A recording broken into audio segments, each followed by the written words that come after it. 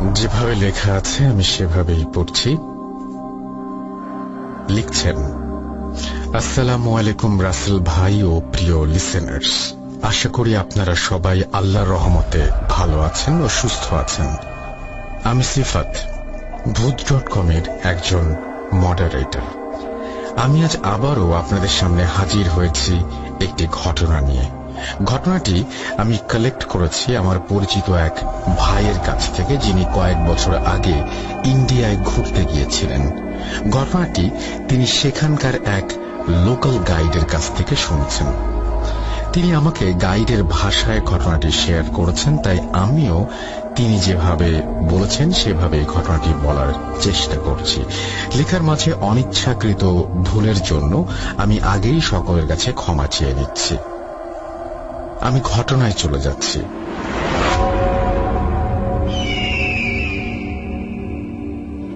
আমি অতুল, আমার বাড়ি ওয়েস্ট বেঙ্গলে। আমি বেশ কয়েক বছর আগে এখানের জায়গাটির নাম উল্লেখ করতে না পারার জন্য দুঃখিত, একজন লোকাল গাইড হিসেবে কাজ করছি। কিন্তু আমি আপনাদের যে ঘটনাটি বলবো তার সাথে এই স্থানের কোনো সম্পর্ক নেই। ঘটনাটি ঘটে ভারতের কোনো এক মেন্টাল অ্যাসাইলামের আশেপাশে। ঘটনা শুরুর আগে অ্যাসাইলামের বর্ণনা দেওয়া জরুরি। অ্যাসাইলামটি ছিল ব্রিটিশ আমলের তৈরি। এই অ্যাসাইলাম আগে ব্রিটিশদের মিলিটারি বেস হিসেবে পরিচিত ছিল। ব্রিটিশ রাজ্যের পতন হবার পর এখানে অ্যাসাইলাম প্রতিষ্ঠিত করা হয়। মিলিটারি বেস হওয়ার কারণে অ্যাসাইলামটি ছিল বেশ বড়। বিল্ডিং দেখলেই বোঝা যেত এই অ্যাসাইলামে অনেক কিছুর সাক্ষী বহন করে চলেছে এবং মাথা উঁচু করে দাঁড়িয়ে আছে। ঘটনাটি অনেক আগের, আজ থেকে প্রায় 60-65 বছর আগের কথা। অ্যাসাইলামে রোগীর সংখ্যা বেশি ছিল না, তাই সেখানে কয়েকজন নার্স ছাড়া আর কাউকেই খুব একটা দেখা যেত না। রাতের বেলা দূর থেকে দেখলে মিটমিট করে কয়েকটি লাইট জ্বলতে দেখা যেত। তখন সেই অ্যাসাইলামের আশেপাশের বাড়িঘর কিছুটা কমই ছিল। অ্যাসাইলামটি ছিল ঘন অরণ্যে ঘেরা। সেই ঘন অরণ্যে এক ছোট্ট কুটির বানিয়ে এক বৃদ্ধ মহিলা বাস করতেন। লোকমুখে শোনা যেত তিনি নাকি ডাকিনী বিদ্যা চর্চা করতেন, যাকে আমরা সকলে উইচক্রাফট বলে থাকি। তাকে অনেকবার ধরার চেষ্টা করেও কেউ সফল হতে পারেনি। তার ঘরে গিয়ে কখনোই তাকে পাওয়া যেত না। আবার কখনো কখনো সেই কুটিরের আশেপাশে একজন মধ্যবয়স্ক মহিলাকেও নাকি দেখা যেত। আশেপাশে থাকা অল্প সংখ্যক বাড়ির বাসিন্দারা প্রতি অমাবস্যার রাতে ছোট বাচ্চার কান্নার আওয়াজ শুনতে পেত। শব্দের উৎস ছিল সেই বৃদ্ধার বাড়ি বা তার আশেপাশের জায়গা।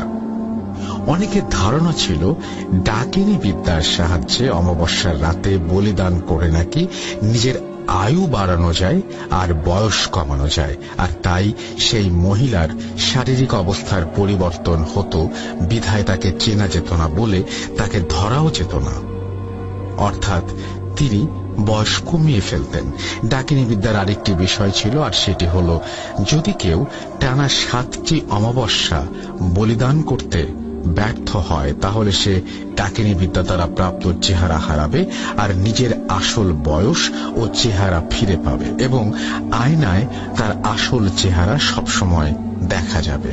একবার সেই অ্যাসাইলামের পাশে থাকা একটি বাড়ি থেকে একটি 5-6 বছরের মেয়ে নিখোঁজ হয়ে যায়। আশেপাশে থাকা গুটি কয়েক বাড়ির সকলের কাছে খবরটি পৌঁছে যায়, আর সকলেই রাতের বেলায় সেই মেয়েটিকে খুঁজতে জঙ্গলে বেরিয়ে পড়ে। কিছুক্ষণ খোঁজার পর জঙ্গলের এক পাশ থেকে কেউ একটি হৃদয় বিদারক আওয়াজ শুনতে পায়। সকলেই সেখানে যায়। গিয়ে দেখে সেখানে কম বয়সী এক মহিলা ছোট নিখোঁজ হওয়া মেয়েটির গলা কেটে সেখান থেকে ছিটকে পড়া রক্ত একটি ছোট পেয়ালাতে নিয়ে অনেকটা চায়ের মতো করে চুমুক দিয়ে খাচ্ছে, অর্থাৎ সেই রক্ত পান করছে, আর কিছুটা রক্ত আঙুলে লাগিয়ে তার সামনে রাখা একটা সাদা কাপড়ে কিছু একটা লিখছে। মেয়েটিকে খুঁজতে আসা মানুষজন তাকে সব দিক থেকে ঘিরে ফেলে আর তাকে একটি গাছের সাথে বেঁধে ফেলতে চায়, কিন্তু তার চেহারা দেখে কেউ আর সাহস করেনি। তার চোখের মণি দুটি একেবারে লাল হয়ে গিয়েছিল আর তার মুখ থেকে গড়িয়ে পড়া রক্ত পড়ছিল। মহিলার চুল ছিল খুবই ময়লা আর উস্কো খুস্কো, হাতের নখ অনেকটাই বড় ছিল এবং তার নখগুলো খুব ধারালো ছিল বলেই মনে হচ্ছিল, কিন্তু মহিলার চেহারা ছিল অপূর্ব সুন্দর। সকলে তাকে চারিদিক থেকে ঘিরে রেখেছিল আর কয়েকজন গিয়ে কেরোসিন তেল এনে তার গায়ে দূর থেকে ছিটিয়ে দিচ্ছিল। তার গায়ে আগুন লাগিয়ে দেয়া হয় এবং ডান হাত ও ডান পায়ের প্রায় 70% পুড়ে যায়।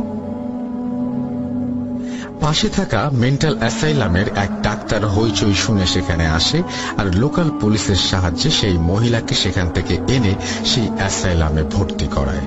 যে ডাক্তার তাকে এনে ভর্তি করায় তার নাম ছিল অনিমেষ, আর সে সেখানে কয়েক মাস যাবৎ ডিউটি করছিলেন, তাই তিনি সবটা জানতেন না। তিনি তাকে এনে হাত ব্যান্ডেজ করে দেন এবং তাকে সেই অ্যাসাইলামের একটি রুমে রাখা হয় প্রাথমিক চিকিৎসা শেষে। ডাক্তার অনিমেষ দিনে কয়েকবার তাকে চেক আপ করতে যেতেন আর তার সাথে কথা বলতেন। সেই মহিলা ডাক্তারকে বারবার তাকে ছেড়ে দেবার জন্য অনুরোধ করে, কিন্তু ডাক্তার তাকে সুস্থ না হলে ছাড়তে রাজি ছিলেন না। এভাবে কয়েকদিন পার হয়ে যাবার পর হঠাৎ একদিন এক আজব ঘটনা ঘটে। ওই অ্যাসাইলামের প্রতিটি রুমে থাকা রোগীর প্রত্যেকেরই হাত কেটে যায় এবং হাত কেটে রক্ত দিয়ে দেয়ালে একটি নকশা আঁকে তারা। প্রতিটি লোকের নকশা একেবারে একই রকম ছিল।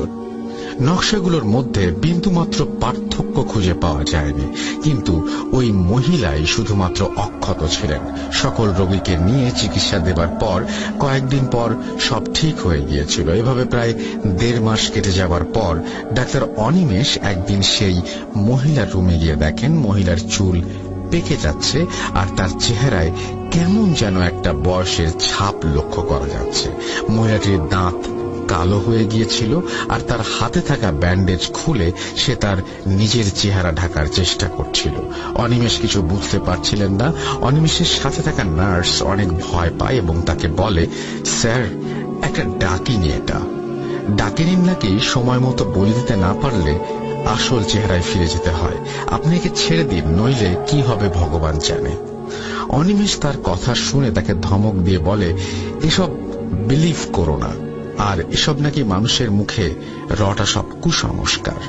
এসবে কান না দিয়ে তিনি নার্সকে নিজের কাজ করতে বলেন। নার্স তার রুম থেকে বেরিয়ে গিয়ে তার ব্যাগে থাকা ছোট একটা আয়না নিয়ে সেই মহিলার রুমের সামনে যায় আর তার সামনে আয়না ধরে আয়নার দিকে নজর দিতেই তাকে কুচকুচে কালো এক বৃদ্ধা মহিলা বসে আছে দেখতে পায়, যার হাত আর পায়ের পুড়ে যাওয়া অংশ থেকে মাংস খুলে খুলে পড়ছে আর সেখান থেকে রক্ত বের হচ্ছে। নার্স ভয়ে ডক্টর অনিমেষের কাছে ছুটে যায় তাকে সব জানাতে, কিন্তু সেখানে না পেয়ে নার্স তার টেবিলে শরীর খারাপের কারণ দেখিয়ে আর্লি লিভের একটি অ্যাপ্লিকেশন রেখে চলে যায়। নার্সটি অ্যাসাইলামের কোয়ার্টারে থাকত। রাতের বেলা সে চিৎকারের আওয়াজ শুনে অ্যাসাইলামে গিয়ে দেখে অ্যাসাইলামের এক কোনায় আগুন জ্বলছে। সে এক দৌড় দিয়ে অনিমেষের রুমে গিয়ে দেখে ডাক্তার অনিমেষ মেঝেতে পড়ে আছে আর তার গলা কে যেন নখের আঁচড় দিয়ে ছিঁড়ে ফেলেছে। তার রুম থেকে একজন মানুষের রক্তমাখা পায়ের ছাপ ছিল আর পুরো রুম জুড়ে ফোঁটা ফোঁটা রক্তের ছাপ ছিল। সে সেখান থেকে বের হয়ে চিৎকার দিয়ে অজ্ঞান হয়ে পড়ে যায়। তার চিৎকার শুনে সেখানে পানি দিয়ে আগুন নিভাতে ব্যস্ত থাকা কয়েকজন তাকে নিয়ে যায়। 2 দিন পর তার জ্ঞান ফিরে আসলে তাকে জানানো হয় অনেক চেষ্টা করেও অ্যাসাইলামের আগুন নেভানো সম্ভব হয়নি, আর এই অ্যাসাইলামে থাকা মোট 7 জন রোগী নাকি পুড়ে মারা গেছে। অ্যাসাইলামে ওই মহিলা সহ 7 জন রোগী থাকায় নার্স ভাবে সেই ডাইনিও হয়তো সেখানে পুড়ে মারা গেছে। এরপর থেকে সেই অ্যাসাইলাম সেভাবেই বন্ধ পড়ে আছে। সেখানে কেউ যাবার সাহস করে না। এই ঘটনার পর সেই নার্সের মতো অনেকেই ভেবেছিল সেই ডাইনি সেখানেই পুড়ে মারা গেছে। তাই আশেপাশের বাড়ির সকলেই অনেকটা স্বস্তিতে থাকা শুরু করলো। কিন্তু কিছুদিন পর আবার অমাবস্যার রাতে ছোট বাচ্চার চিৎকার আশেপাশের মানুষের ঘুম কেড়ে নেয়। সকলে অনেক খোঁজ করেও কোনো কিছু পায়নি। এর কিছুদিন পর এক নার্সের খোঁজে তাদের বাবা মা সেখানে আসেন, আর এসে অ্যাসাইলাম বন্ধ, অ্যাসাইলামে পুড়ে যাওয়ার চিহ্ন দেখে মেয়ের খোঁজে অ্যাসাইলামের পাশের এক বাড়িতে গিয়ে সব শোনেন। তার মেয়ে অ্যাসাইলামে নতুন জয়েন করায় তার কথা কারোরই মনে ছিল না। আর অ্যাসাইলামে আগুন লাগার পর কয়েকজন নার্স ভয়ে তৎক্ষণাৎ সেখান থেকে বাড়ি চলে গিয়েছিল বিধায় আলাদা করে আর কারো খোঁজ করা হয়নি। এলাকার লোকজন তখন কিছুটা চিন্তায় পড়ে যায়, কেননা রাতে আবার বাচ্চার আওয়াজ পাওয়া যাচ্ছে ভেবে তারা মনে করতে থাকে সেই ডাইনি হয়তো এখনো বেঁচে আছে। আর যে 7 জন সেদিন আগুনে পুড়ে মারা গেছে তাদের মধ্যে একজন হয়তো সেই নিখোঁজ নার্স। কিন্তু তাদের কাছে কোনো প্রমাণ ছিল না, তাই কেউই এই বিষয়টি নিশ্চিতভাবে জানত না। এভাবে কেটে যায় আরো 4টি অমাবস্যা। পঞ্চম অমাবস্যা রাতে সেই ডাইনির গায়ে যারা কেরোসিন দিয়ে আগুন লাগিয়েছিল তারা তাকে তাদের বাড়ির সামনে দেখতে শুরু করে। সেদিন রাতেই তাদের প্রত্যেকে নিজেরাই নিজেদের গায়ে আগুন লাগায়, আর তাদের মধ্যে 2 জন মারাও যায়।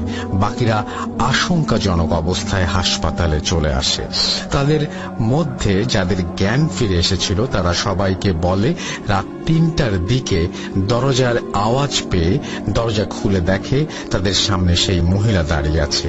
এরপর আর কিছু মনে নেই। এরপর তারা নিজেদের এই অবস্থায় হাসপাতালে আবিষ্কার করে। তাদের কথা শুনে সকলে খুব অবাক হয়, আর এমন কাজ কিভাবে হলো তা চিন্তা করতে থাকে। কোনো উপায় না দেখে একজন অঘরী তান্ত্রিকের কাছে যায়, সব সমস্যার কথা তাকে জানায়। সেদিন তান্ত্রিক তাদের কথা শুনে এক কথায় রাজি হয়ে যায়, আর খুব উৎসাহী হয়ে সেদিনই সেই মহিলা যে জঙ্গলে থাকতো সেখানে যেতে চায়। এলাকার মানুষজন তাকে সেই জঙ্গলে নিয়ে যায় আর তান্ত্রিককে সেই মহিলার ভাঙা কুটির দেখিয়ে দেয়। তান্ত্রিক তাদের সেখান থেকে চলে যেতে বলে, আর বলে সেই কুটিরে আজ রাতে সে থাকবে আর সেই ডাইনিকে তার তন্ত্র সাধনা দিয়ে মেরে ফেলবে। সবাই তান্ত্রিকের কথা শুনে সেখান থেকে চলে আসে। সেদিন রাতে হঠাৎ সেই তান্ত্রিক সেই এলাকার এক বাড়িতে এসে দরজা ধাক্কাতে থাকে আর তাকে সাহায্য করার জন্য অনুরোধ জানাতে থাকে।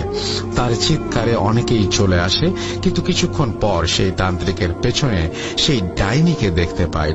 তান্ত্রিকের গলায় তখন একটা রক্ত পড়ছিল এবং তান্ত্রিক মাটিতে লুটিয়ে পড়ে। তান্ত্রিক প্রচন্ড যন্ত্রণা নিয়ে হাত দিয়ে গলা চেপে ধরে এবং সেই ডাইনি মহিলা হিন্দি ভাষায় তখন বলতে থাকে যে এই তান্ত্রিকই তাকে বশ করতে চেয়েছিল, কিন্তু তার মৃত্যুদূত এসেছে তাকে মারার জন্য। এবং তান্ত্রিকের রক্তের যে ব্যাপারটা সেটা হচ্ছে সে বলছে যে তান্ত্রিককে সে দেখে নেবে, এরকম টাইপের কিছু কথাবার্তা সে তান্ত্রিককে বলে এবং সেখানে সে ধমকাতে থাকে এবং সে বলে যে কোনোভাবেই সে তার ডাকিনী দেবীকে হারাতে পারবে না। ডাইনি এই কথা বলে অট্ট হাসি দিয়ে নিজের বিজয় জানান দিতে থাকে, আর সেই সময় সেখানে জ্বলতে থাকা লাইটগুলো সব একসাথে নিভে যায়। অন্ধকারে সবাই এদিক ওদিক ছোটাছুটি করতে থাকে। ভোরের আলো ফুটলে সকলে লক্ষ্য করে এলাকাবাসীর 3টি মেয়ে গায়েব। তাদের সম্ভাব্য সব জায়গায় খোঁজার পরেও পাওয়া যাচ্ছিল না। সেদিন ছিল অমাবস্যার রাত। সেই রাতেও সকলে দল বেঁধে মেয়েদের খুঁজে বেড়ায়, কিন্তু কোথাও তাদের পাওয়া যায়নি। হারানো মেয়েদের বাবা মা পাগলের মতো কান্নাকাটি করতে থাকে আর মেয়েদের খুঁজতে থাকে, কিন্তু তারা ব্যর্থ হন। পরের দিন সকালবেলা সেই মেয়ে 3টির মধ্যে একজনের গলা কাটা রক্তশূন্য লাশ একটি গাছে ঝুলতে দেখা যায়। এবার লাশটি অনেকটা অন্যরকম ছিল। লাশের মুখে কোনো দাঁত ছিল না, আর হাতের অনামিকা আঙুল কাটা ছিল। লাশের বুকে অনেক আঁচড়ের দাগ ছিল, যা কোনো বন্য পশুর দ্বারাই সম্ভব। এলাকাবাসী এই দৃশ্য দেখে ভয়ে বাকরুদ্ধ হয়ে যায়, আর বাকি 2 মেয়ের বাবা মা কান্নায় ভেঙে পড়েন।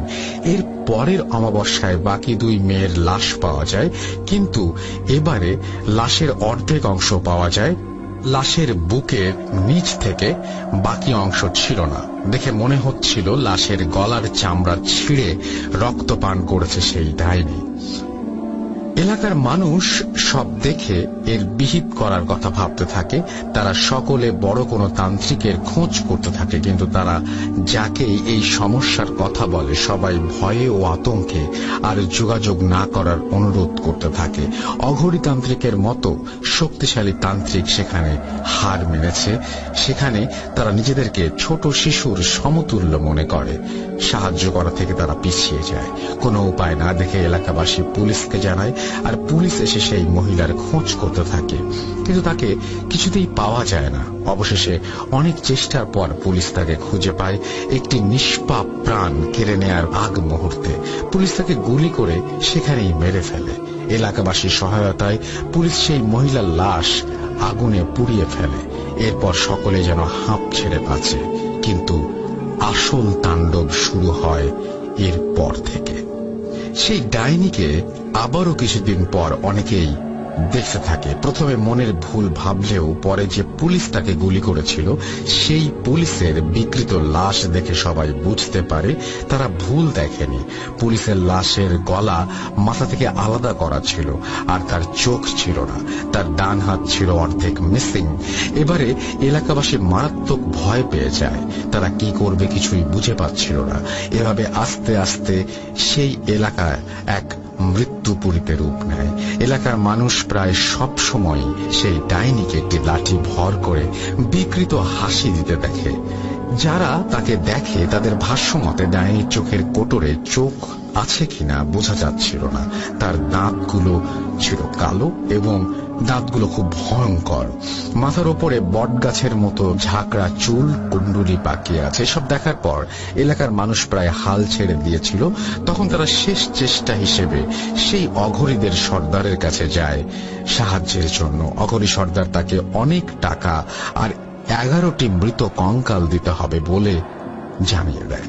এলাকাবাসী এতে রাজি না হলে অঘরী শেষে 3টি কঙ্কাল আর কিছু টাকার বিনিময়ে রাজি হয়।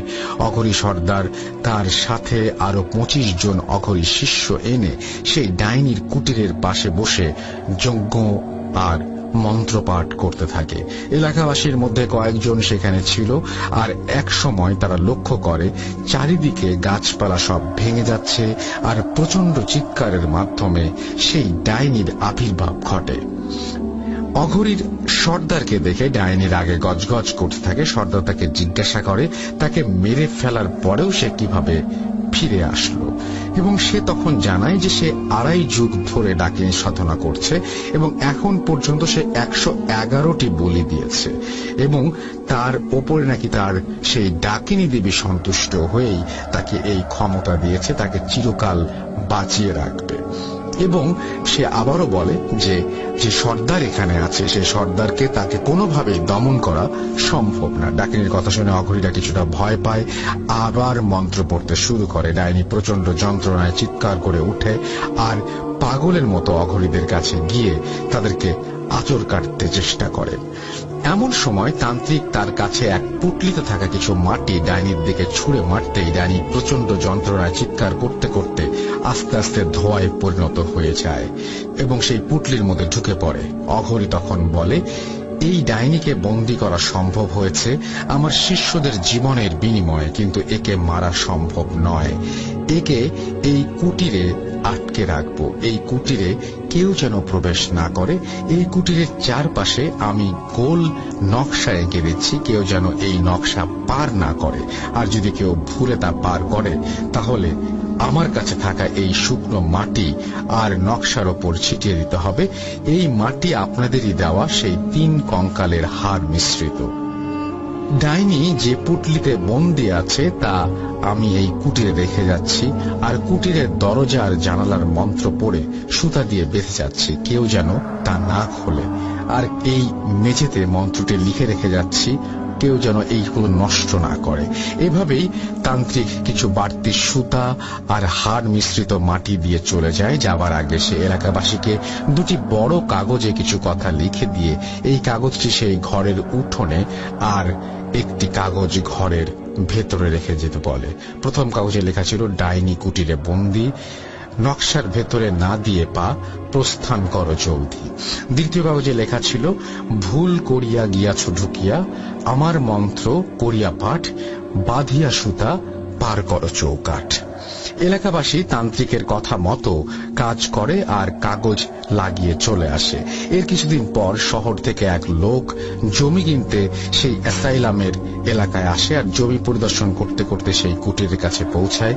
প্রথম ধাপ পার করার পর দ্বিতীয় ধাপ পার করে সে দেখে ঘরের ভেতর সম্পূর্ণ অন্ধকার আর একটা কাগজে জল করে জ্বলছে তান্ত্রিকের লেখাগুলি। সেই অন্ধকার ঘরে একটি আগুনের গোলা দেখে ভয়ে কাগজে লেখা মতো কাজ না করে সে দ্রুত সেখান থেকে বেরিয়ে আসে। পরের দিন সকালে তান্ত্রিকের দুজন শিষ্য অ্যাসাইলাম এলাকায় আসে। তাদের মধ্যে একজন কয়েকজন এলাকাবাসীকে সাথে নিয়ে যায়, তারা যারা তান্ত্রিকের সাথে সেই রাতে ছিল, যে রাতে সেই ডাইনিকে বন্দী করা হয়। আর একজন সেই কুটিরে যায়। এলাকাবাসী গিয়ে দেখে তান্ত্রিক মরে পড়ে আছে আর তার গলায় আঁচড় দেয়া। তান্ত্রিকের এক শিষ্য বলে, কাল রাতে তান্ত্রিকের সর্দারের চিৎকারে তাদের সকলের ঘুম ভাঙে। তারা ছুটে এসে দেখে তান্ত্রিক গলায় হাত দিয়ে মরে পড়ে আছে। আর তান্ত্রিকের ঘরের বাইরে কিছুটা দূরেই এক বুড়ি দাঁড়িয়ে বিকৃত হাসি হাসছে। তার হাতে একটি লাঠি আর দাঁতগুলো বেশ ভয়াবহ রকমের, এবং সে বুঝতে পারে এটি সেই ডাইনি। তাই দ্রুত এলাকাবাসীকে নিয়ে চলে আসে এবং একজন সেই কুটিরে সব ঠিক আছে কিনা দেখার জন্য যায়। শিশুটি কুটিরে গিয়েছিল, সে ফিরে এলে কুটিরের দরজা সুতা খোলা ছিল, যার জন্য এই ডাইনি বের হতে পেরেছে, কিন্তু পুটলি খোলা হয়নি জন্য সে একেবারে মুক্ত হতে পারেনি। শিষ্য সেখানে গিয়ে নিয়মমতো মন্ত্র পড়ে সুতা বেঁধে হাড় মিশ্রিত মাটি নকশার ওপরে ছিটিয়ে দিয়ে চলে আসে। তারপর বারবার সাবধান করে দেয় সেখানে যেন আর কাউকেই ঢুকতে দেয়া না হয়। পরে এলাকাবাসী সেই কুটির ঘিরে কাটা তারের একটি বেড়া বানিয়ে দেয় আর কেউ যেন সেখানে ঢুকতে না পারে। এরপর আর কখনো সেই বুড়িকে দেখা গিয়েছে বলে কেউ শোনেনি। এই ছিল ঘটনা। ঘটনাটি শুনে আমার গা শিউরে উঠেছিল, তাই ঘটনাটি আমি ভূত.com এর সাথে শেয়ার করলাম। আশা করি আপনাদের ভালো লেগেছে। ধন্যবাদ রাসেল ভাই কষ্ট করে ঘটনাটি পড়ার জন্য। আসসালামু আলাইকুম। সিফাত, ভালো থাকবেন। যেভাবে লেখা আছে আমি সেভাবেই পড়ছি। লিখছেন, আসসালামু আলাইকুম রাসেল ভাই ও ডিয়ার লিসেনার্স, আমার নাম মোহাম্মদ সাবিত আলম, আমি ময়মনসিংহ থেকে বলছি। শুরুতেই অসংখ্য ধন্যবাদ রাসেল ভাই আপনাকে এপিসোড ৭৭-এ আমার ঘটনা ফাদার ন্যাথানের এক্সোরসিজমের ঘটনাটি শেয়ার করার জন্য। ঘটনাটি শেয়ার করায় উৎসাহিত হয়ে আমি আজকে আর একটা ঘটনা আপনাকে পাঠাবো, তাই লিখতে বসলাম। ঘটনাটি একটা প্যারানরমাল ইনভেস্টিগেশনকে কেন্দ্র করে। ঘটনাটি ঘটেছিল 4 বছর আগে। ঘটনাটি শুরুর আগে আমি কিছু কথা বলতে চাই।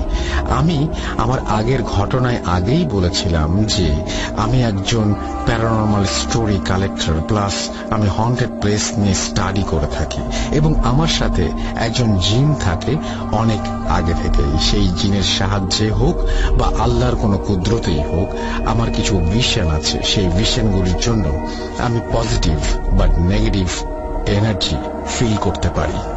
আর এই বিষয়গুলো আরো প্রকট হয় 2015 সালের পর।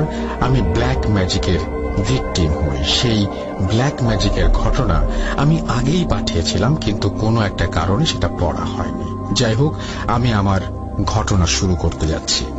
আমাদের একটি প্যারানরমাল ইনভেস্টিগেটিং টিম ছিল। আমরা মূলত ঝোঁকের বশেই এই বিষয়গুলো নিয়ে ডিসকাস করতাম এবং কাজ করতাম। সেই টিমটি এখন আর নেই, যেখানে কিছুটা দোষ আমার আর কিছু আমার বন্ধুদের। কথাটা কেন বললাম সেটাই ভাবছেন তো? সেটা জানতে হলে ঘটনাটি সম্পূর্ণ শুনতে হবে আপনাদের। আর আগেই বলে রাখি, বিশ্বাস করা বা না করা আপনার ব্যাপার। আমি কিছু কারণে আমার বন্ধুদের নামগুলো ছদ্মনাম হিসেবে ব্যবহার করব, তাদের পারিবারিক সমস্যাজনিত কারণে।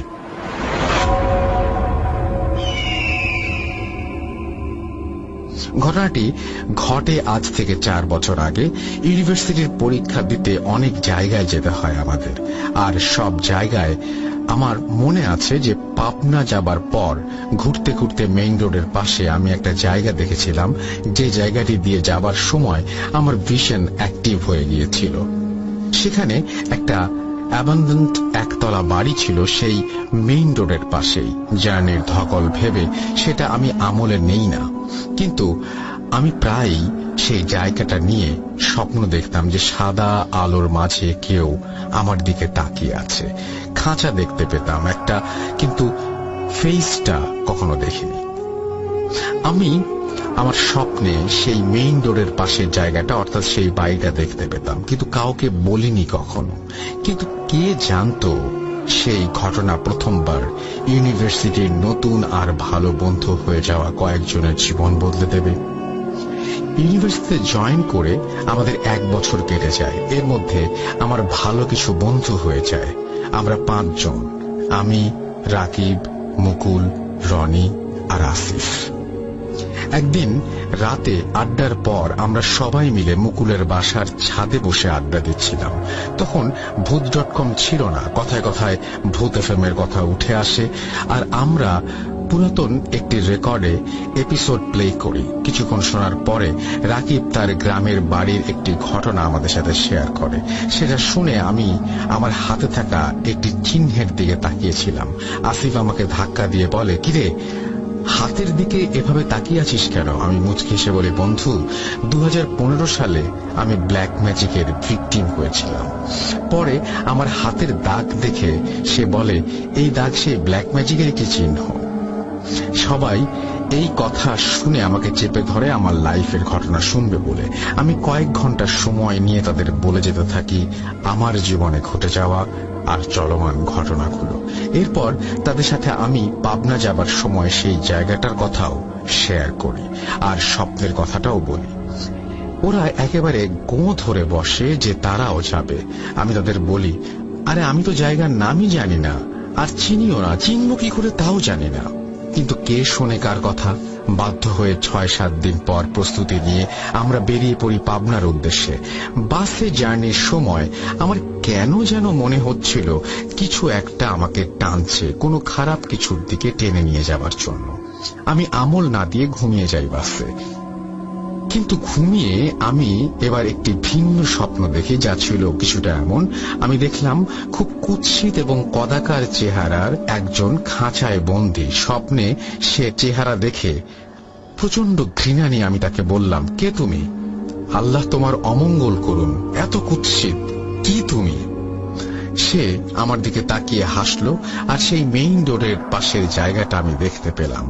আমি ঘুম থেকে উঠে আমার ফ্রেন্ডদের বললাম, প্ল্যানটা ক্যান্সেল করি, চল।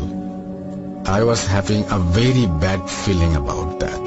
কিন্তু তারা এতটাই অ্যাডভেঞ্চারাস হয়ে গিয়েছিল যে আমি আর মানা করার উপায় পাইনি। অবশেষে বাস তার ঠিকানায় পৌঁছে যায়, আর আমরা বাস থেকে নেমে আশেপাশের হোটেল থেকে কিছু খেয়ে নিই। সারাদিন জার্নি করায় আমরা টায়ার্ড হয়ে রাতের বেলা যাই এবং আমাদের এক পরিচিত ছোট ভাইয়ের মেসে উঠি।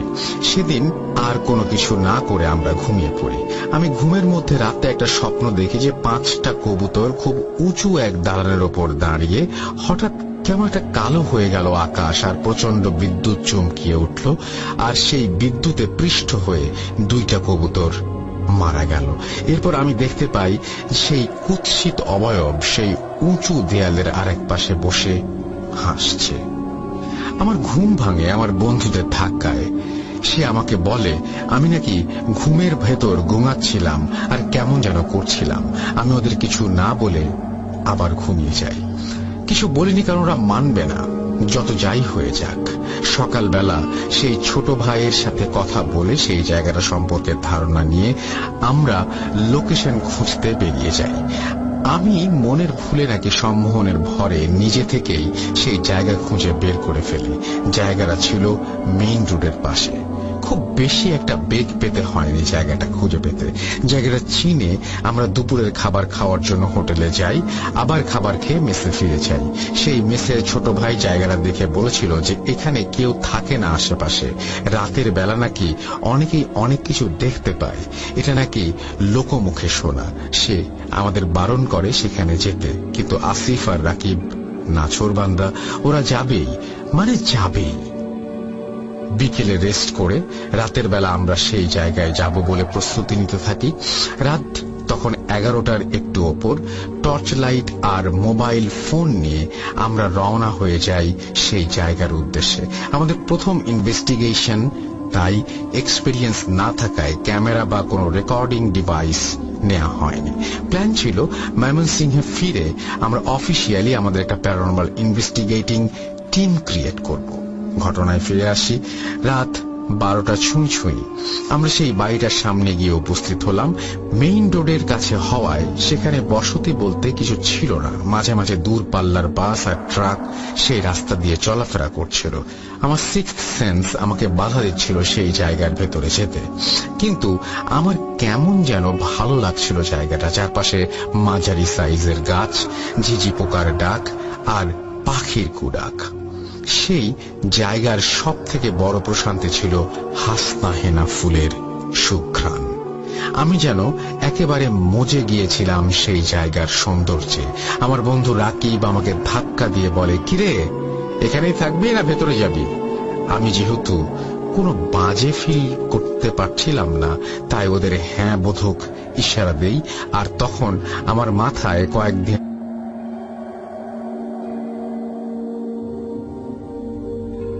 ব্লক, মনে হয় রান্নাঘরের গরম ধোয়া বের হওয়ার জন্য ব্লকগুলো তৈরি করা। মেঝে ছিল শুকনো, গাছের পাতা ভর্তি, আর দেয়ালের গাছে আগাছা জন্মে সবুজ হয়ে গিয়েছিল। ভেতরে 3টা রুম, সবগুলো রুমের দরজাই ভাঙা ছিল। আর রাকিব ডান দিকের ঘরে, আর আসিফ, মুকুল আর রনি যাবে সামনের ঘরটায় বলে ঠিক করি। আমি যেহেতু ব্ল্যাক ম্যাজিকের ভিকটিম, তাই এই বিষয়ে স্টাডি করে মোটামুটি কিছু জ্ঞান অর্জনের চেষ্টায় অলওয়েজ ছিলাম। তাই কিছু বিষয় আমার জানা ছিল বিধায় আমি ওদের বলে দেই, যাই হোক, যাই দেখিস তোরা কিছুই ছুবি না। ওরা আচ্ছা বলে ওদের রুমে চলে যায়, আর আমি আমার রুমে চলে এলাম।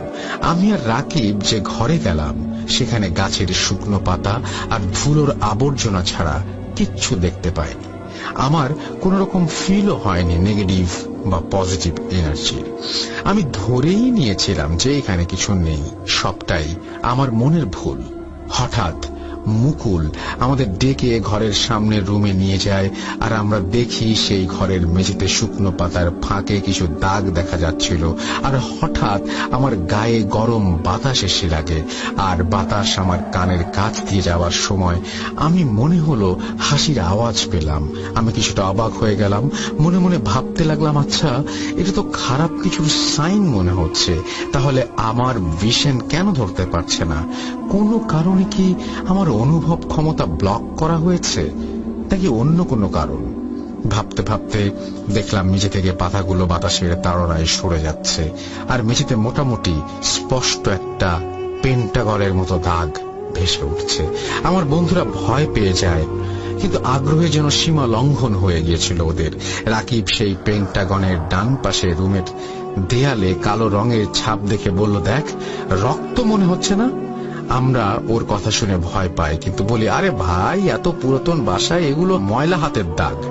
রাকিব তবুও কিছু একটা ভাবছিল বলে মনে হলো আমার। হঠাৎ আমার নাকে খুব সুন্দর একটা ঘ্রাণ ভেসে আসছিল। আমি ওদের বলি, তোরা কোনো গন্ধ পাচ্ছিস? ওরা না বোধক উত্তর দেয়। আমি অনেক দ্বিধায় পড়ে যাই। একবার মনে হচ্ছে এখানে বাজে কিছু আছে, আবার মনে হচ্ছে ভালো কিছু। এ কেমন ছলনায় পড়লাম আমরা? হঠাৎ মনে হলো আমাদের পেছন দিয়ে কিছু একটা চলে গেল, এবং আমরা 5 জনই সেটা অনুভব করতে পারলাম। এরপর কি গেল সেটা দেখতে যাব। আর তখনই যেই ঘর দিয়ে আমরা মাত্র সামনের ঘরে ঢুকলাম, সেই ঘরের মেঝেতে পাটশোলা 3 কোণা করে বাঁধা, আর সেই পাটশোলার কোণায় ছিল লাল রঙের মতো দাগ, আর সেই 3 কোণায় পাখির পালক সুতো দিয়ে বাঁধা ছিল। জিনিসটা কি তা আমরা দেখতে যাই। হঠাৎ রাকিব সেটা তুলে নিল হাতে। আমি রাকিবকে হাতে জোরে একটা চড় দিয়ে বললাম, তোদের না বলেছিলাম কিছু ধরবি না, কেন ধরলি?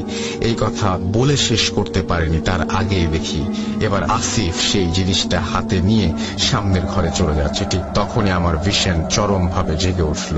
আমার চোখ অত্যাধিক পরিমাণ জ্বলছিল, আমার চোখ দিয়ে অনবরত পানি পড়ছিল, আর পচা মাংসের উৎকট গন্ধে আমার দম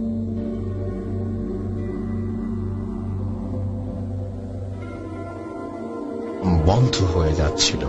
হঠাৎ আমার অবস্থা দেখে রনি চোখে টর্চ মেরে হাত থেকে টর্চ ফেলে পিছিয়ে যায়। মুকুল জোরে চিৎকার দিয়ে বলে, রনি কিরে, আরে কি হলো তোর?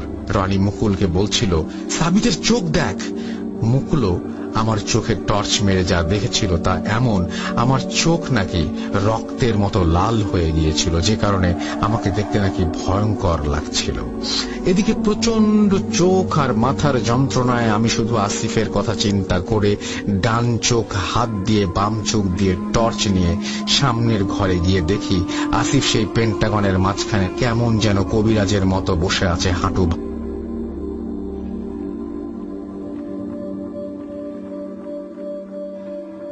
ভাঁজ করে। এরপর দেখলাম সে তার দুই হাত হাঁটুতে রেখে কি যেন বলছিল।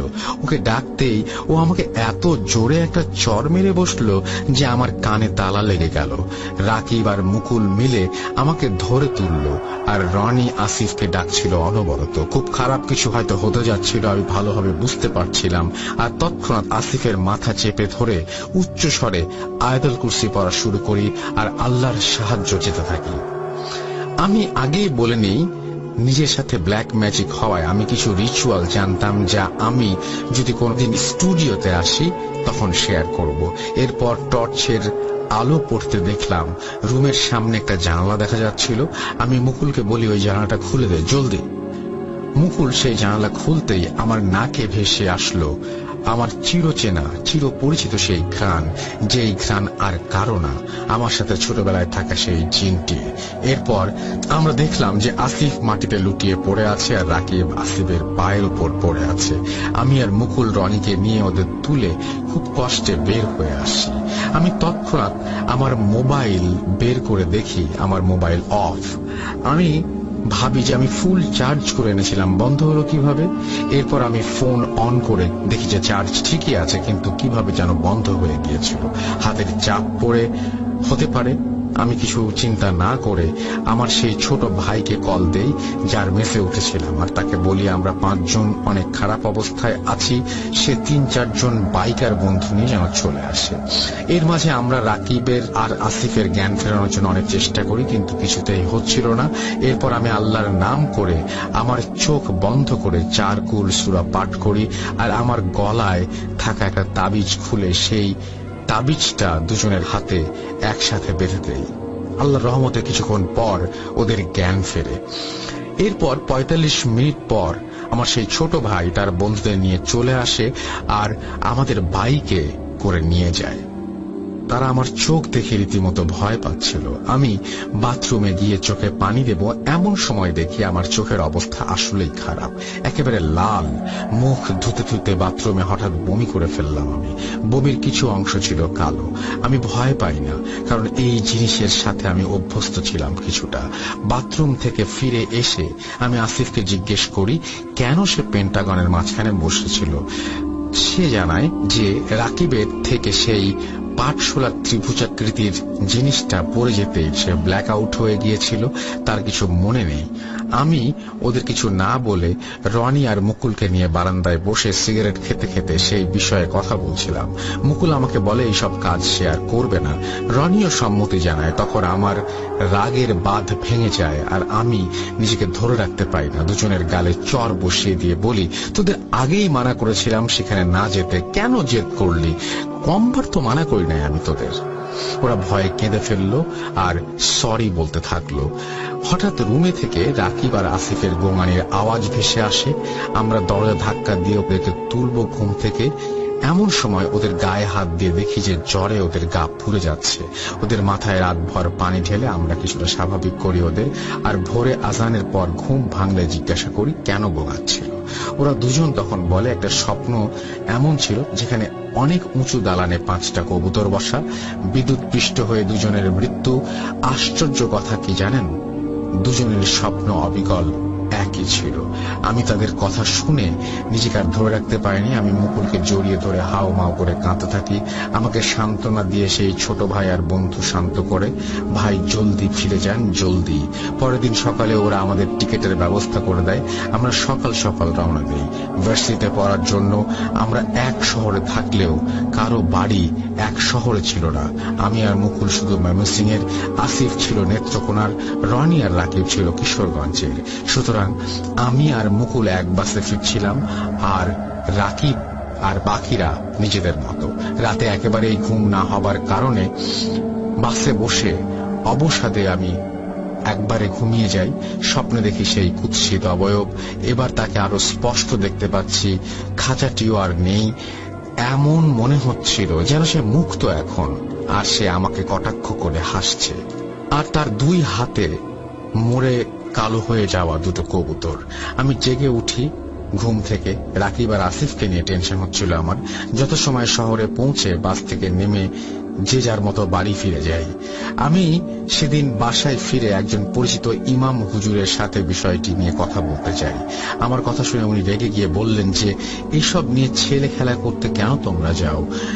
এই বলে উনি আমাকে দুইটা তাবিজ দিয়ে বলেন এই তাবিজ যেন রাকিব আর আসিফের গলায় বেঁধে দেয়া হয়। সেদিন বিকেলে আসিফ আর রাকিবকে কল দিয়ে আমি ওদের অবস্থা জিজ্ঞেস করলে ওরা বলে যে তারা মোটামুটি ভালো আছে। আমি ওদের কিছু না বলে আলহামদুলিল্লাহ বলে ফোন রেখে দেই। ভালো গেল না সেই দিনটি আমার। আমি রাতে একটু আগে ঘুমিয়ে যাবার চেষ্টা করি, যদিও ব্ল্যাক ম্যাজিক জনিত সমস্যার কারণে আমি কখনোই ভোরের আসানের আগে ঘুমাতে পারি না। কিন্তু সেদিন আমি ঘুমিয়ে পড়ি।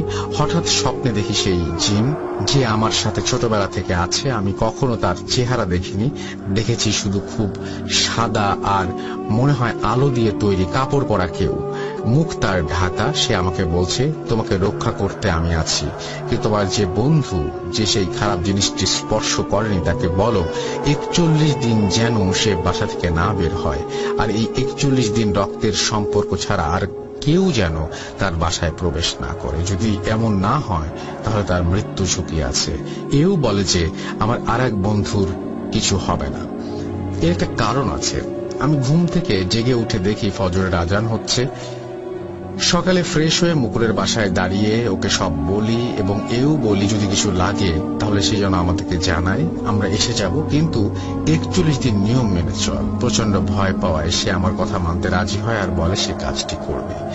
এরপর রনিকেও সেম কথা জানাতে গিয়ে ফোন করলে ওর ফোন সে রিসিভ করে না। ভয় হচ্ছিল ওর জন্য। 10 মিনিট পর রনির নাম্বার থেকে কল আসে, আর রনির মা ফোনটির ওপাশ থেকে বলে রনি চিল্লাই গেছে। রনি ফিরলে যেন আমাকে কল করে, এটা আন্টিকে জানিয়ে আমি কেটে দেই ফোন। আমি তখন বুঝতে পারি জিনটি কেন বলেছিল আর একজনের কিছু হবে না, কারণ সে চিল্লাই ছিল। এক সপ্তাহ কেটে গেল। মোটামুটি নতুন বন্ধু ছিলাম আমরা, আর সেদিনের ঘটনার পর সাহস হচ্ছিল না কেউ কারোর সাথে ফোনে কথা বলার। একদিন আমি রাকিব আর আসিফের খোঁজ কয়েকদিন নেই না বলে খোঁজ নিতে তাদের বাসায় ফোন করি, কিন্তু আমি যা শুনি তা আমি মেনে নিতে পারিনি। আমি কেন মানব? কেউ মানবে না। রাকিব আর আসিফ দুইজন তাদের নিজ নিজ বাসার ছাদ থেকে লাফ দিয়ে সুইসাইড করেছে 3 দিন। খবরটা শুনে আমার ভেতরটা হিম হয়ে যায়, আর আমি কাঁদতে কাঁদতে বাড়ি চলে আসি। মুকুলকে জানাইনি, কারণ 41 দিন হবার আগে ওকে এটা বললে ও ভয়ে শেষ হয়ে যেত। 41 দিন পর মুকুল তার বাসা থেকে বের হয়, আর এরপর আমরা যতবার দেখা করেছি সেই বিষয়ে আর কোনো কথা বলিনি। মুকুলরা 1 বছরের মধ্যে নিজেদের বাসার কাজ শেষ করে তাদের হোম টাউন নরসিংদী চলে যায়। এরপর থেকে ওর সাথে আর কখনো আমার দেখা হয়নি। রনি এখনো আমার সঙ্গে যোগাযোগ রেখেছে, কিন্তু সেটা এখানে বলার কিছু না। এভাবে আমাদের টিমটি একদিন শুরু হয়ে সেদিনই শেষ হয়ে গেল। আমরা দুই বন্ধুর আত্মার মাগফিরাত কামনা করে আমি আমার ঘটনা শেষ করতে চাই। রাসূল ভাই, সবাই দোয়া করবেন যেন সে জান্নাতবাসী হয়। আর এই ঘটনার জন্য আমি নিজেকে কখনোই ক্ষমা করতে পারবো না। যদিও আমার বন্ধু রনি আমাকে বলে এটা একটি কোইন্সিডেন্স, কিন্তু আমার মন মানে না। এভাবেই 4 বছর কেটে যায় এই ঘটনায়। আজ অবধি খুব কম মানুষ এই ঘটনা জানে। আজ ভূত.com-এ শেয়ার করলাম। এই 4 বছরে আমার সমস্যাগুলি কিছুটা বেড়েছে, কিছুটা কমেছে, কিন্তু শেষ হয়নি। এভাবে এখনো চলছে আমার সাথে আমার সমস্যাগুলো। কিন্তু ভিশনের জন্য আমি এখনো কিছু ভৌতিক জায়গায় ঘুরে বেড়ানো পছন্দ করি, জায়গাগুলো যেন আমাকে টানে। কিন্তু খুব কাছ থেকে কখনোই আমি এই কাজ আর করি। যদি সামান্য পরিমাণে কোনো নেগেটিভ আভাস পাই, আমি আগাই না। আমি জানি অনেকের এই বিষয়ে ইন্টারেস্ট আছে, তাই কেউ চাইলে আমার সাথে জয়েন করতে পারবেন, কারণ আমি ভূত.com-এর একজন অফিসিয়াল প্যারানরমাল ইনভেস্টিগেটর হিসেবে কাজ করতে চাই। ময়মনসিংহ থেকে সাবিত বলছি। ধন্যবাদ সবাইকে, ভালো থাকবেন আর আমার জন্য দোয়া করবেন যেন আমার সমস্যাগুলো আল্লাহ সমাধান করে দেন। রাসেল ভাই, আমার কাছে আরো অনেক ঘটনা আছে, যদি আপনি চান আমি অবশ্যই একের পর এক পাঠাবো। আসসালামু আলাইকুম ডিয়ার লিসেনার্স। তারপরে তিনি তার মোবাইল নাম্বার শেয়ার করেছেন। Thank you very much. It's a long story and I hope you all enjoyed it. এবং আপনিও আপনার স্টোরি পাঠিয়ে দিন আমাদেরকে russell.booth.com@gmail.com এই অ্যাড্রেসে। আপনার ঘটনার অপেক্ষায় থাকলাম। আমরা চলে যাব পরের ঘটনায়। লিসেনার্স, এই মুহূর্তে যে ঘটনাটি আমি আপনাদের সাথে শেয়ার করব, ঘটনাটি যিনি আমাকে দিয়েছেন এবং যার পরিবারের সাথে ঘটেছে, এই দুজনের কাউকেই আপনাদের না চেনার কথা নয়, কারণ ঘটনাটি এসেছে খুলনা থেকে। আর খুলনা মানেই তো বুঝতে পারছেন সৈকত ভাই। হ্যাঁ লিসেনার্স, সৈকত ভাই এই ঘটনাটি এনে দিয়েছেন এবং যার পরিবারের সাথে ঘটেছে তিনি হচ্ছেন আমাদের প্রিয় শেখ জাহিদুল ইসলাম সুমন ভাই। শেখ জাহিদুল ইসলাম সুমন ভাইয়ের একটি ঘটনা গত রোজার ঈদ স্পেশাল এপিসোডে আমি আপনাদের সাথে শেয়ার করেছিলাম এবং সুমন ভাই কিন্তু লাইভে এসেও আপনাদের সকলের সাথে কথা বলেছিলেন। তো এখন যে ঘটনাটা আমি শেয়ার করব, এটি সুমন ভাইয়ের মায়ের সাথে ঘটে যাওয়া ঘটনা। ঘটনাটির সময় ছিল 1990 কি 91 সাল। সুমন ভাইয়ের বাসা হচ্ছে খুলনা জেলার রায়ের মোহর এলাকায়। সরাসরি ঘটনাতে চলে যাচ্ছি। একদিন রাত্রে সুমন ভাইয়ের আব্বা এবং আম্মা কথাবার্তা বলার একটি পর্যায়ে দুজনের মধ্যে উত্তেজনা বিরাজ করে এবং কথা কাটাকাটি করতে করতে একসময় সুমন ভাইয়ের আম্মা রাগ করে ঘর থেকে বেরিয়ে যান এবং যাওয়ার সময় বলেন যে আমি সুইসাইড করব। এই কথা বলে ঘর থেকে বেরিয়ে যান। তো সুমন ভাইয়ের আব্বা বিষয়টি আসলে ওইভাবে কোনো গুরুত্ব দেন নাই, মনে করেছে এমনি হয়তোবা রাগ করে ঘর থেকে বেরিয়ে গেছে, হয়তোবা পাশের ঘরে গিয়ে বসে আছে। কিন্তু বেশ কিছু সময় পর সুমন ভাইয়ের আব্বা বুঝতে পারেন আসলেই সুমন ভাইয়ের আম্মা রাগ করে ওনাদের বাড়ির যে এরিয়া সেখান থেকে বের হয়ে গেছেন।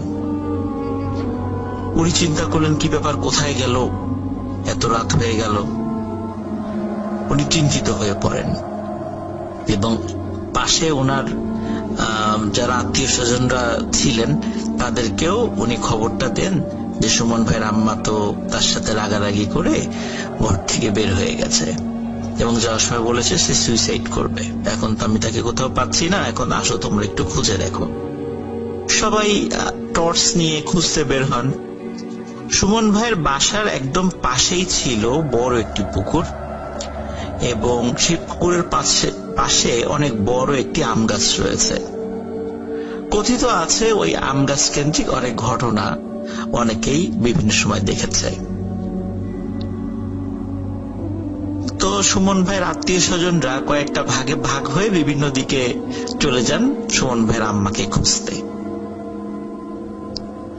এদিকে সুমন ভাইয়ের ফুপু এবং তার সাথে আরো কয়েকজন মহিলা, ওনারা ওই পুকুর পাড়ে ওই আম গাছের দিকে যেতে থাকেন। ওনারা আম গাছের যখন কাছাকাছি এসেছে তখন একটা ভয়ঙ্কর দৃশ্য ওনাদের চোখের সামনে ভেসে ওঠে। ওনারা দেখেন সুমন ভাইয়ের আম্মা গলায় ফাঁস দিয়ে আম গাছের একটি উঁচু ডালের সাথে ঝুলছে এবং চাঁদের আলোতে স্পষ্ট দেখা যাচ্ছে সেটা। এই দৃশ্য দেখে ওনারা প্রচন্ড জোরে একটা চিৎকার দেন এবং ওনাদের চিৎকারে পাশে অন্য লোক যারা ছিল, যারা খুঁজতে বের হয়েছিলেন, তারাও সেখানে চলে আসেন। চলে আসার পরে জিজ্ঞেস করেন কি ব্যাপার, কি হয়েছে। তখন তারা ঘটনাটি খুলে বলেন। অদ্ভুত ব্যাপার হচ্ছে, ওনারা আম গাছের কাছে গিয়ে কিছুই দেখতে পান না। দেখেন সেখানে কিছুই নেই।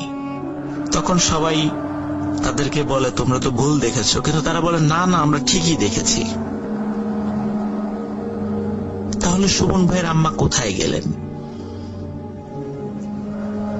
যখন তারা কি দেখলো, কেন চিৎকার করলো, এই বিষয়গুলো নিয়ে যখন বিশ্লেষণ চলছিল, দূর থেকে একজন বৃদ্ধ মহিলার ডাক তাদের কানে আসে। পুকুরের অপোজিট পাশেই একটি ঝুপড়ি রয়েছে, সেখানে তাদেরই দুঃসম্পর্কের এক আত্মীয়, উনি একজন বয়স্ক মহিলা, সেখানে থাকেন।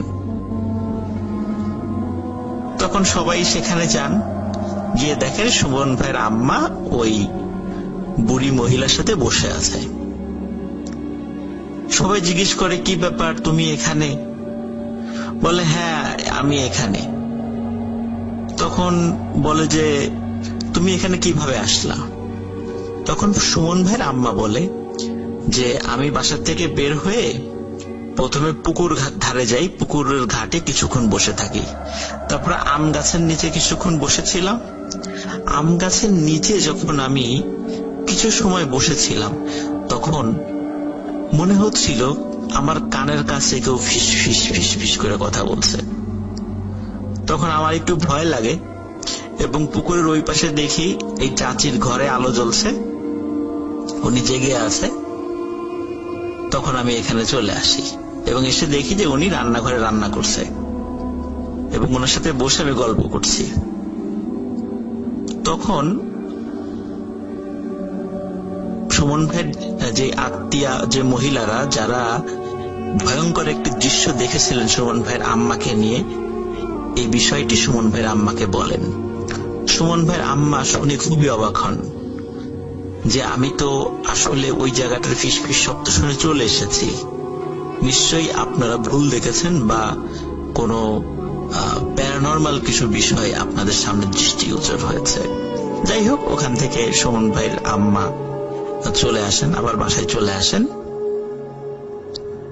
এই রাতের পর থেকে নিয়ে সুমন ভাইয়ের আম্মার সাথে আরো কিছু ঘটনা ঘটতে থাকে। তেমনই কয়েকটি ঘটনা আমি এখন আবার আপনাদের সামনে বলতে যাচ্ছি। লিসেনার্স, একদিন সুমন ভাইদের বাসার কলে পানি উঠছিল না রাতের বেলা। এশার নামাজের সময় যখন বারবার কল চাপছিল সুমন ভাইয়ের আম্মা, কিন্তু পানি উঠছিল না। তখন সুমন ভাইয়ের আম্মা চিন্তা করলেন ঠিক আছে, পুকুর ঘাট থেকে আমি অজু করে আসি। যেহেতু ওনার বাসার পাশেই এই পুকুর ঘাটটি ছিল, তো উনি যখন পুকুর ঘাটে অজু করতে গিয়েছেন, অজু করে যখন উনি উঠে আসবেন, হঠাৎ দেখেন পুকুরের মাঝখান থেকে কিছু একটা সাঁতার কেটে কেটে আসছে, জাস্ট লাইক কুমির। কুমির যখন সাঁতার কেটে আসে তখন তার পিঠের একটা অংশ কিন্তু ভেসে থাকে এবং চোখ দেখা যায়, মুখের একটা অংশ ভেসে থাকে। তো সুমন ভাইয়ের আম্মা চাঁদের আলোয় স্পষ্টভাবে দেখতে পাচ্ছিলেন পুকুরের মাঝখান থেকে কুমিরের মতো কিছু একটা সাঁতার কাটতে কাটতে কাটতে কাটতে উনি যেই ঘাটের কাছে আসছেন সেদিকে আসছেন। যতই কাছে আসে ততই সুমন ভাইয়ের আম্মার কাছে মনে হচ্ছিল এটি কুমির না অন্য কিছু, মাছ না অন্য কিছু। এবং যত কাছে আসছিল সুমন ভাইয়ের আম্মার কাছে মনে হচ্ছিল এই জিনিসটার মাথা অনেকটা মানুষের মতো। যখন একদম কাছে চলে আসে, সুমন ভাইয়ের আম্মা ভয়ঙ্কর একটি দৃশ্য দেখতে পান যে এটির সারা শরীর মাছ বা কুমিরের মতো। এক্সাক্ট যে কি এটি উনি ভালো দেখতে পারেন নাই, কিন্তু যেটা স্পষ্ট উনি দেখেছিলেন, এর মাথাটা মানুষের মতো, চোখগুলো বড় বড় গোল, আর মুখে ঠিক মানুষের মতো দাঁত। সুমন ভাইয়ের আম্মার কাছে এসে অদ্ভুত শব্দে হেসে ওঠে। সুমন ভাইয়ের আম্মা ওখানে চিৎকার করে সেন্সলেস হয়ে পড়ে যান। সুমন ভাইয়ের আম্মার শব্দ যখন বাসার লোক শুনতে পারে, তারা তাড়াতাড়ি পুকুরের কাছে চলে এসে তাকে অজ্ঞান অবস্থায় পান। তখন তাকে নিয়ে বাসায় নিয়ে যাওয়া হয় এবং তার জ্ঞান ফেরানো হয়। তখন জ্ঞান ফেরানোর পরে সুমন ভাইয়ের আম্মা সব বিষয় খুলে বলেন। লিসেনার্স, ঘটনাটি এখানেই শেষ নয়। ঘটনাটি শুরু আসলে হয়েছিল সুমন ভাইয়ের আম্মা যে রাত্রে ওই আম গাছের নিচে গিয়েছিলেন। তখন থেকেই ওনার সাথে এই প্যারানরমাল বিষয়গুলো ঘটা শুরু করে। এক রাত্রে সুমন ভাইয়ের আব্বা বাসায় ছিলেন না। বাসায় ফিরতে উনি অনেক দেরি করছিলেন। সুমন ভাইয়ের আম্মা, সুমন ভাই এবং সুমন ভাই ছোট বোন তারা একসাথে শুয়েছিলেন। সুমন ভাই এবং সুমন ভাইয়ের বোন তখন অনেক ছোট। রাত যখন প্রায় 12:30, তখন সুমন ভাই এবং তার বোন দুজনেই ফিল করেন কে যেন দু হাত দিয়ে তাদের গলাটা চেপে ধরে উঁচু করে ফেলেছে। সুমন ভাই এবং সুমন ভাইয়ের বোন উভয়ই খেয়াল করেন যে লোকটি তাদের গলা চেপে উঁচু করে ধরেছে সে আর কেউ নন, এটা তাদের মা।